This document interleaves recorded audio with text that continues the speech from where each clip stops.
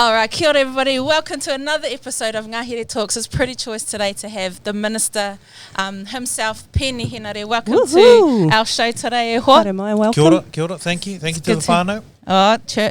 And we also have our local MP, Arena Williams, with us. Kia ora, Arena. Kia ora, Arena. Kia ora, me again. Yes. Kia ora. So we thought today we had the privilege of having a few ministers come through that we would have a chat about the budget, right? So the budget's just come out.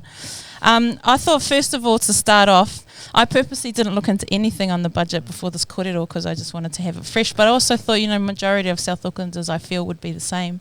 So before we even kick off, could you tell us what even is the budget and why is it important?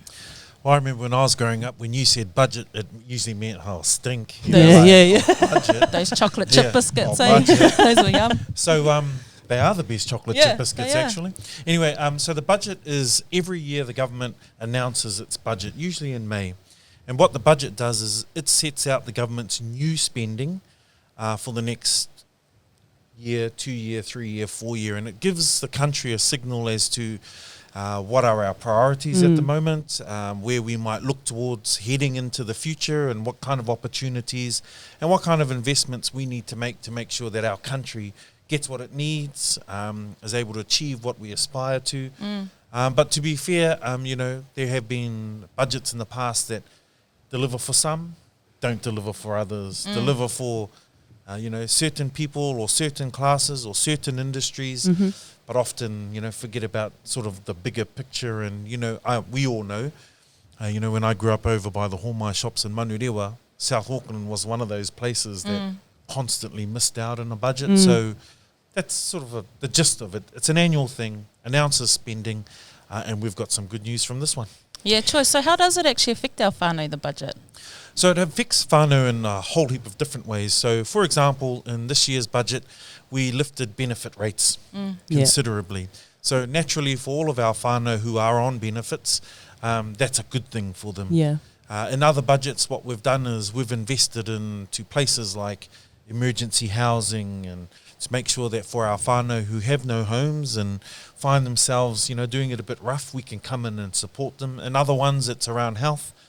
Specific, one of the proud ones we were a part of recently was announcing more funding for breast screening and cervical screening for wahine. So that's how it affects whānau. It affects whānau in different ways right across the country. Yeah, man. Yeah, I'm a South Aucklander. Entrepreneur, passionate about our people, Maori, Pasifika people. For you, the budget inside and out. I'm like you, Bob, not too familiar with it. What's in it that's beneficial for someone like me? And also, I'd like to hear what's the most exciting thing for you about the budget. Yeah, look, there's some good announcements, and I'll touch on a couple, and maybe as we get into the conversation, Arena, and we might find other little pots of gold in the budget. For example, one of the kaupapa that we'll be investing in is Maori media. And as part of that, we know Maori TV, we know iwi radio, all of those normal things. But, we're in a different time. We're talking online. We're talking all these other mediums that, old people like myself just really don't connect with too well. But the future, and that's the now and the future. So there's money there to allow innovation, to support kaupapa, to make sure that we're able to be current and relevant, So that's one example. And another one is tourism. Yeah. Now, some of our most exciting tourism products not just in Auckland, but across the entire country are kaupapa Māori driven. They utilise our beautiful surroundings and our stories and that kind of stuff. And so there's $15 million there to continue to support kaupapa Māori tourism initiatives. But we also know that, if we do a lot of that stuff, Pacific, for example, one of the budget announcements is to create like a Pacific Languages Commission to grow Pacific language and culture. Choice. We've got it for Māori, a Māori Language Commission. It's been there since the 80s. But we recognise the growing Pacific community and how culture is everything. And it's really hard to have culture if you don't have your language. And you're far away from home, you don't live back in the islands. So how do we support and grow your ability to connect with your culture? So those are some of the pots of gold I'll at least come to top of mind at the moment. But you asked me what's the one I'm most excited about? Some things that get me up in the morning. Two. I'll talk about two very briefly and then we'll... the first one is we announced in April a Maori Health Authority. And the Maori Health Authority in the budget received $242 million to set up, to continue to support kaupapa Maori health initiatives and also to strengthen our regional dynamic with respect to health. One of the biggest challenges, and this is, I'll use this budget analogy. We announce something that sounds really cool up here and everyone goes, yay, equity. And then by the time it passes through the machinery, by the time it reaches the community, it doesn't even look like what we announced. Yeah. A Maori Health Authority cuts out things like a DHB, where money has to go through to be filtered, and their focus is primarily in the hospital, which is important because we have to have a good hospital. But we know that actually working with our whānau with health is about being proactive. It's about taking the whānau on a journey.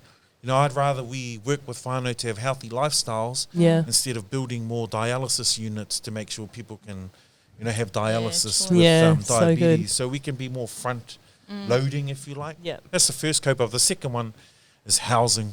We all know it. In Tāmaki Makaurau in particular, housing's just astronomical and really hard.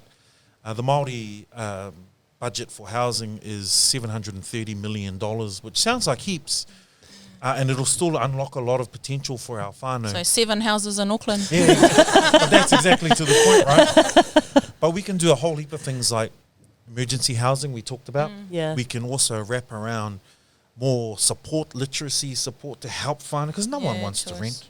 They want to own their own home. Yeah. So we've got to create pathways like progressive home ownership, shared equity home ownership, and that's how our people live. So this money will help us unlock that while also building some new homes. You know, yes, I'm Tāmaki Makaurau, but I come from a tiny place up north which hasn't had a new home built in like 40 years. Wow. Yeah. So they're all the opportunities we see in the budget. Yeah, awesome. I want to flick over to you, Arina, as a local MP here and part of the Labour Party. How's the budget sitting for you and for our local communities? Yeah, there are some really exciting things in there for me, and it was a pleasure to go out to the new Wharekura o Manurewa and just see how excited the kids were this morning when the ministers rolled up and gave the announcement that more than $18 million is being invested into that kura. You would have seen it if you live in South Auckland and you drive up Browns Road. The site's been there for a long time, but the last government announced funding, which, you know, there's been more needed there. So it was really exciting to be able to tell those kids today, you're getting your kura funded. That's the big story for this budget for me. As a local MP, I see a huge investment going into our local schools and rangatahi. That is that future-focused story about how we build our community up here in the wake of something like COVID-19, which has really hit us the hardest. Schools like Finlayson Park School, they're getting completely new heating infrastructure. Doesn't sound like a big investment, but it means that those kids will be learning in warm, dry classrooms. And as we're talking about our Māori and our Pacific learning strategies, I mean, that's so important for a school which is bilingual, both English Māori and English Samoan. So, you know, it's our South Auckland schools which are doing that innovation now, but we need to be able to support them more with this kind of initiatives. It's also little things in the budget like the rollout of the Duffy Books in Schools program. I know Whitty School that we can almost see from here have that program up and running, but some schools in South Auckland don't have access to it, so that's getting a big boost in this budget too. Yeah, awesome. Like one of the things that we do here, we work with a lot of whānau or a lot of entrepreneurs, creatives, innovators. One of the things that we see consistently is that our relationship with money, our mindset around money needs a lot of work. Yeah. Poverty, they say poverty is a mindset. And so we're seeing it all the time, financial literacy, but also, like I said, just the relationship with money, how you think about money and stuff like that. Then the budget comes out with these big, humongous numbers that, to be honest, too, I think a lot of people don't really mean much at all. Like what's the secret here? How do we help people understand that? I mean, is the money going to trickle down to the communities, or is it just going to get stuck at the top with the same old people? Yeah, look, and that's been a challenge in the past, which is why, like I talked about the Maori Health Authority opportunity, it cuts out layers basically and directs its investment into whānau at a community level. So, for example, before we came here, we were at Papakura Marae, and they do awesome things out there. this opportunity allows us to skip them having to jump through all these hoops and literally directly invest into the good kaupapa that they do, immediately helping whānau, because we all know it's like the bus station in Manukau here. Everyone clips the ticket, you know what I mean? So if it goes through three sets of hands, by the time it gets down to the bottom, it doesn't $11.50. That's exactly right.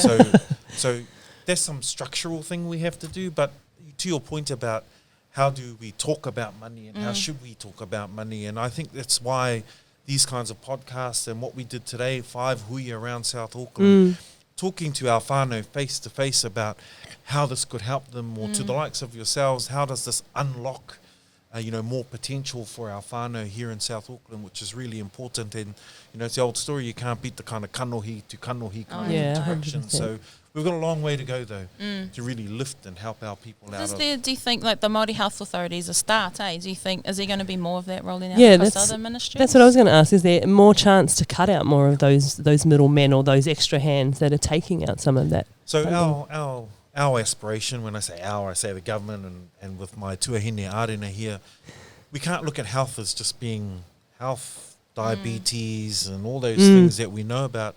Health is also housing, education, employment, and you can't separate them. So if we get this health authority right, my expectation and my aspiration is that we'll start seeing the connection of all of these things coming in together. I talked about if you put an unhealthy whānau into a new home, there's still an unhealthy whānau. Yeah. So the Maori Health Authority with housing should be like that. At the moment, we build them separately. So that's our aspiration. That's an ongoing challenge that we're going to have to confront. The whānau want it and demand it, and we're doing our best to deliver it. Yeah. I don't know, you think Peeni did a good job with the budget? Yeah, I'm so proud of our Māori ministers biased. for doing it. Yeah. Not at all. Give us some dirt, man. Oh, look, there's some difficult conversations around that table.